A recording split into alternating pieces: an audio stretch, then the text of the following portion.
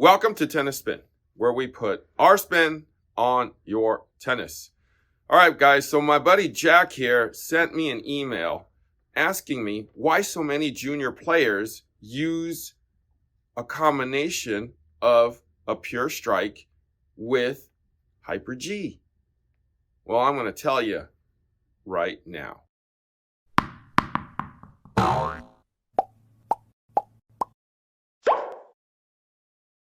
All right, guys, so before I get started, I just joined a community called Buy Me a Coffee because you guys have been keeping me kind of big with Buy Me a Beer. Buy Me a Coffee will hopefully keep me slimmer. Check out Buy Me a Coffee to support the channel. It's buymeacoffee.com/tennis spin. The link will be on the bottom. Thank you in advance. Black coffee. All right. Okay, so let's get going here today. Okay, so Jack says, I love the channel and watch every day. I must ask, as a junior tennis player, why do I see so many advanced junior players playing with the Babolat Pure Strike strung with Solinco Hyper-G and overgripped with Tournagrip? I seem to only see this combination at very high level tournaments, and I see a lot of this combination. Why are these top players all trying to use this combination? I personally don't know if this is just a trend in my area, which is the southeastern part of the United States, but it seems to be heavily desired combination. I am currently in the market for a new racket and have heavily considered changing from my Pure Arrow Tour with RPM Blast to this combination, but I wanted your input. I think this combination is so popular that it would make a great video for you to review the racket combination. Keep up the great videos. Thanks, Jack. Jack, that's a great question. All right, guys, so let's start with the racket. Pure Strike. So in any combination, 16-19, 18-20, tour version, this is definitely an intermediate to advanced level player's racket. It's on the slightly heavier side. You can customize it with lead very easily. It will allow you to swing through and give you definite control. It's one of the rackets that most coaches, and even people like myself, would have you graduate into. Now, what do you graduate into it from? Well, obviously, like a Banana Arrow, a Pure Drive, an Ultra, a Clash, right? Those are all great intermediate players for juniors. But as you get better, bigger, and stronger, you don't need the power that those provide you. Therefore, a racket like this is kind of the perfect weapon for you to advance into. So it allows you to have a bigger swing. It actually makes you swing bigger and have you advance with the racket. So this racket will grow with you and excel with you throughout your junior career into your college career and perhaps into your adulthood or even a pro career. So this is definitely high intermediate advanced level racket. Easily customizable. Now, HyperG. HyperG is getting a lot of hype. You know what I'm saying? It's like the number 4 selling string in the nation right now. The number 4 selling string in the nation is what I'm telling you. There is so much popularity in this string that it is ridiculous. You guys know I'm not a big fan of it, but people come in, kids come in and buy the crap load of this stuff. They're like eating this like potato chips right now. It is that popular. I'm guessing half the battle is it's cool and it's green.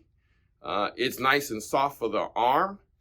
And it's a square string, guys. It's soft. It's good for juniors. It's good on the juniors' arms. It lasts a pretty long time.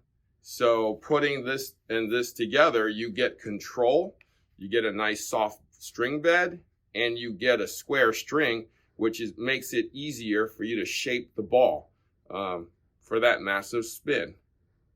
And you're not going to get hurt using this string either, unless you string it way too tight. But this string, again, top 4 string in the nation in terms of sales. So definitely Solinco has done something right with this string and the marketing of this string, as it pretty much went from 0 to 4, right? In, 2 years? 3 years? I mean, they've done a masterful job of selling strings to the junior market. So a combination of these, hey, what are you getting? Control, soft strings, and massive spin and feel. So I can see why this is a top combination down there. Now, TurnAGrip. So why is TurnAGrip involved here? I'm bringing everybody back to the 80s with this stuff now. So TurnAGrip is back in play. It's a very 80s, early 90s deal. Pete Sampras, I want to say, put it on the map. For those people who sweat like a pig, essentially, in the hand, I know it just happens. I know people who just can't help but sweat in the hand. I know, it's okay, I'm not making fun of you. But this is like a towel on the handle of a racket. It just absorbs very well, so the racket doesn't slip out of your hand. So apparently this is back, and it's great.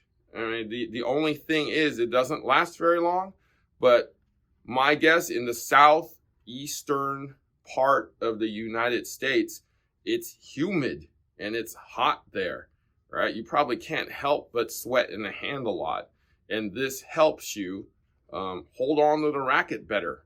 So if you're definitely a junior advanced player, you're losing a ton of water. You're perspiring a lot, and you got to hang on to this strike. So this is going to help you do that. That's why this is back in play, especially where you are. Now, let's not forget there is a tack version, and this is called TurnATack. And I see a lot of juniors using this as well. It's kind of hard to tell from a distance which one you're using. You could definitely tell that TurnAGrip is a little darker. TurnATack is a little lighter in the color, as you can see.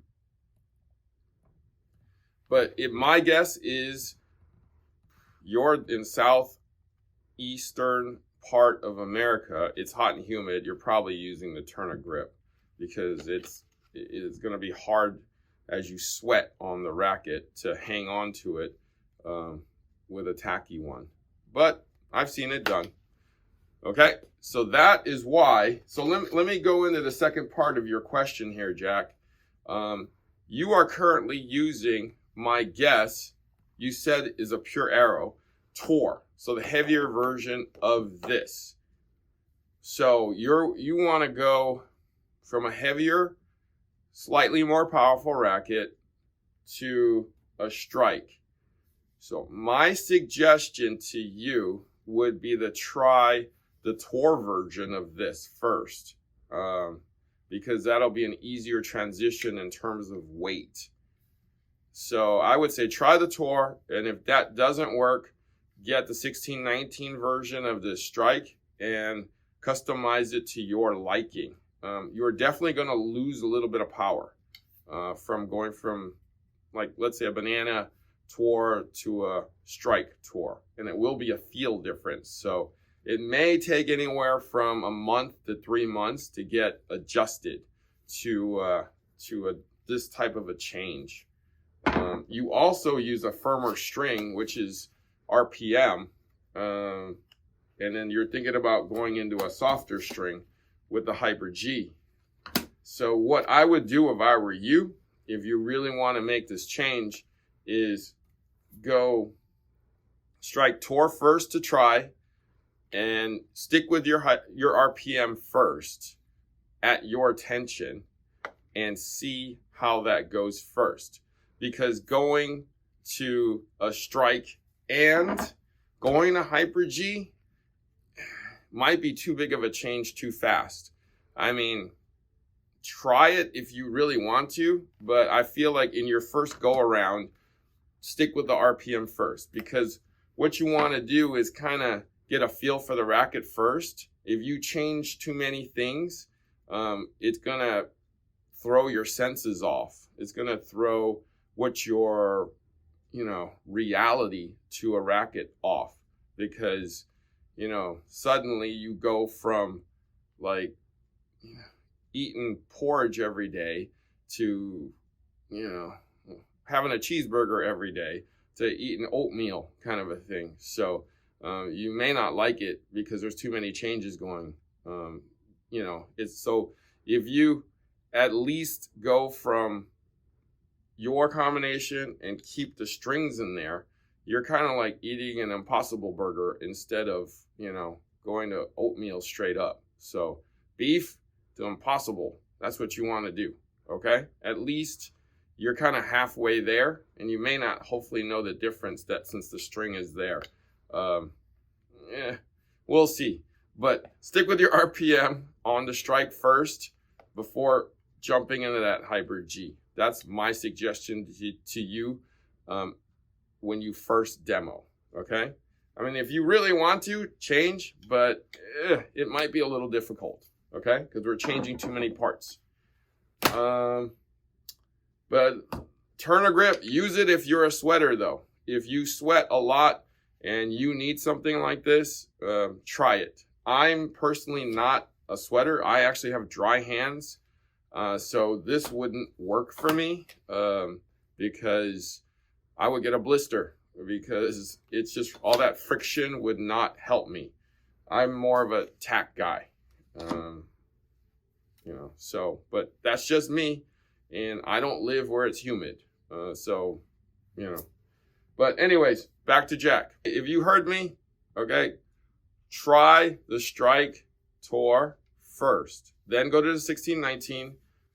Try to stick with your strings first, then HyperG.